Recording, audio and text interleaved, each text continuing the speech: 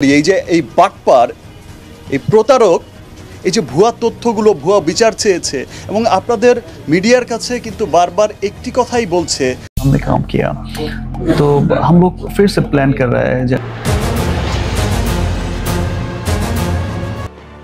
এদিকে শাকিব খানের উপর রেগে গেলেন প্রধানমন্ত্রী শেখ হাসিনা। এমন একটি ভিডিও নেট পাড়ায় আলোড়ন সৃষ্টি করেছে। হ্যাঁ দর্শক, আপনি ঠিকই শুনছেন। কোটা আন্দোলন নিয়ে অনেক অভিনেতা ও অভিনেত্রী মাঠে না নামলেও তাদেরকে ফেসবুক পোস্ট করা দেখা যায়, এবং সেই সাথে বাংলার মেগাস্টার শাকিব খান ও কিন্তু তার ভেরিফাই ফেসবুকে আইডিতে পোস্ট করেন চিত্রনায়ক শাকিব খান। শাকিব খান তার আইডিতে পোস্ট করেন, আমার প্রাণের বাংলাদেশ এভাবে রক্তাক্ত হতে পারে না, কারো মা বাবার বুক এভাবে খালি হতে পারে না।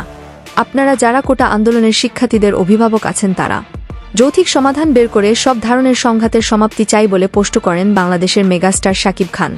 কিন্তু এরই মধ্যে সোশ্যাল মিডিয়া থেকে জানা যায় মেগাস্টার শাকিব খান কোটা আন্দোলনকারীদের পাশে থেকে সহায়তা করার জন্য শাকিবের প্রতি ক্ষিপ্ত প্রধানমন্ত্রী শেখ হাসিনা এমন একটি গুজব ভিডিও নেট পাড়ায় তোলপাড়। তবে ভিডিওটি ভালোভাবে দেখে, পরীক্ষামূলকভাবে দেখে বোঝা যায় যে আসলে সেই ভিডিওটি গুজব ছিল।